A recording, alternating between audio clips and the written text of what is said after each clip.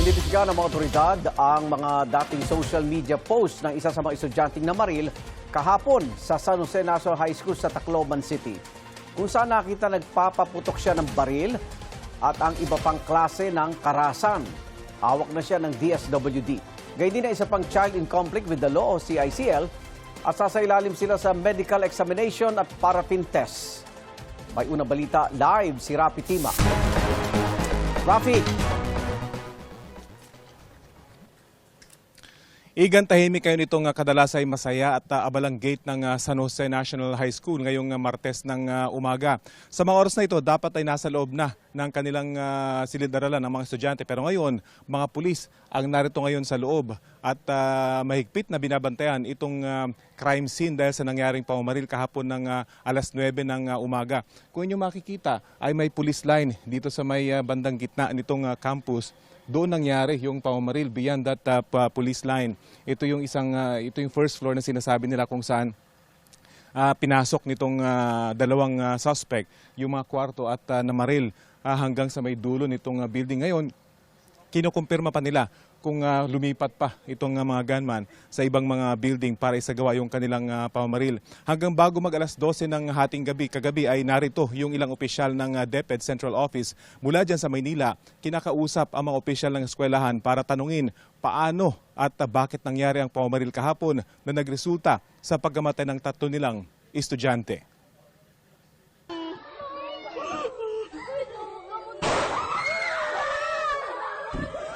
Sunod-sunod na putok ng barilang gumulantang sa San Jose National High School sa Tacloban City. Ang mga naipit sa classroom walang nagawa kundi magtago.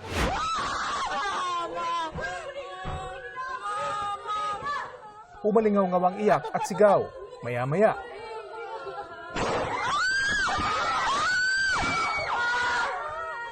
tinamaan ng bala ang isang estudyanteng nasa pintuan. Pagtayo niya, duguan na ang kanyang braso. Sa labas, kita ang mga estudyanteng nagtakbuhan. Bit-bit ng lalaking ito ang isa sa mga biktima. Sa kuhang ito, kita ang pagresponde sa isa sa mga estudyante na nagtamo ng tama ng bala sa binti. Base sa investigasyon ng Tacloban City Police, 2 estudyante na menor de edad din ang namaril. Sa hallway pa lang daw, nagpaputok na sila sa kapumasok sa classroom at walang habas na namaril. Random lang po ito na mga biktima nila. Nagpaputok din po madaming beses, hindi lang naman na yun talaga na pinanserya yung mga estudyante na natamaan. Hindi pa raw nakontento, hinabol pa ng mga namaril ang ilang kaeskwelang nakatakbo. Tapos nakatakbo yung mga victim kaya hinabol nila. Kasi yung isa, lumusot na doon sa patero, pa-exit na.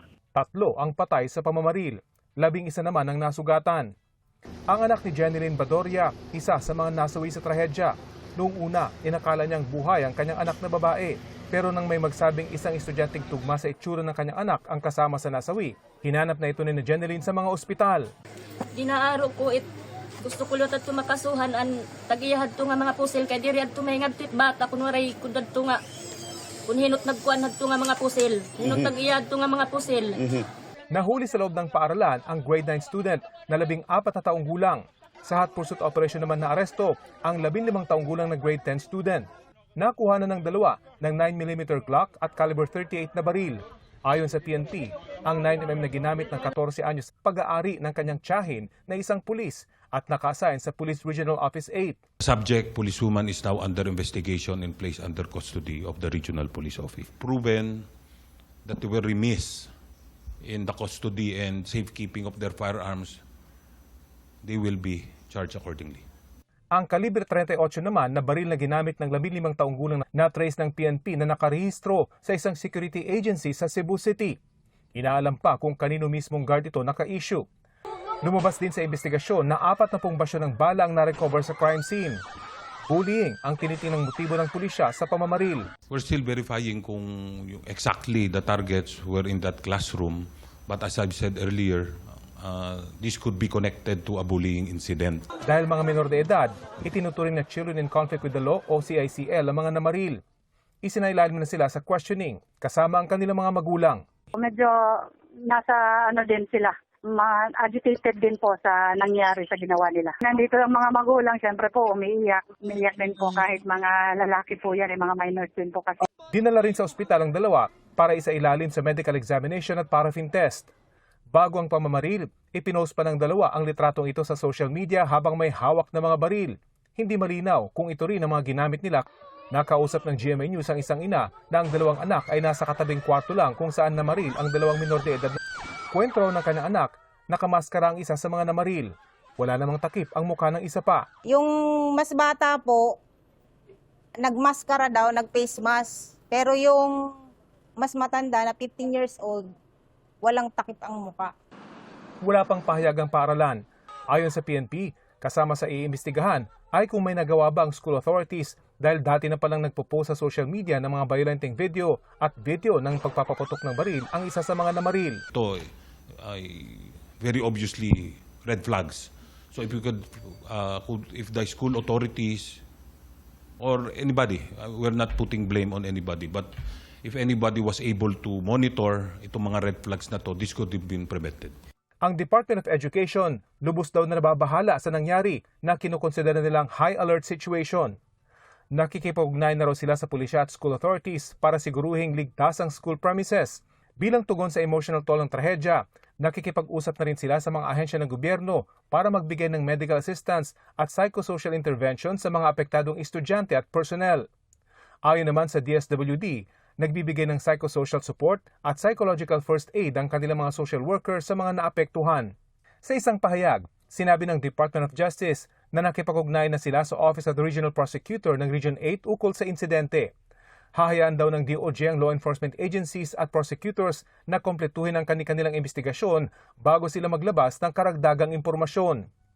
Iniutos naman ni Pangulong Bongbong Marcos ang malalimang investigasyon sa pamamaril. Ayon kay Palace Press Officer Undersecretary Claire Castro, ikinalulungkot ng Pangulo ang nangyari.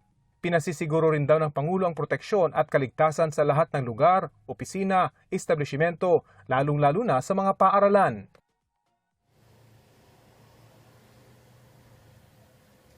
Sa pinakahuling bilang igan ay 15 na yung naitalang sugatan sa nangyaring pamamaril dito kahapon. Ang 15 ay pawang mga nagtamo ng gunfire-related injury. Nakakalat ang mga ito sa 5 ospital dito sa lungsod at closely monitored ng mga otoridad. Posibleng tumas pa ang bilang na ito dahil posibleng may mga estudyanteng nasaktan sa nangyaring kaguluhan. Ang mga sugatan na nagtamo ng firearms-related injuries ay nasa maayos na kondisyon naman at sa mga oras na ito. Igan? Rafi, sinailalim na ba sa medical examination o kaya tapos na ba yung parapintas ng dalawang namaril? Kagabi igan na sinailalim sila sa paraffin test at medical examination at mula roon ay idiniretso na sa custody ng DSWD igan. Okay, kamusta naman ang pananagutan ng tiyahin na pulis ng isa sa namaril? Sabay napatawag na.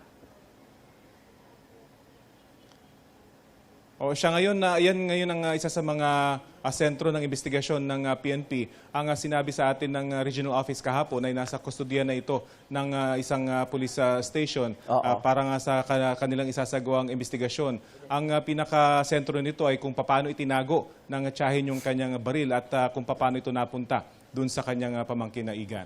Hanggang kailan walang pasok dyan sa San Jose National High School?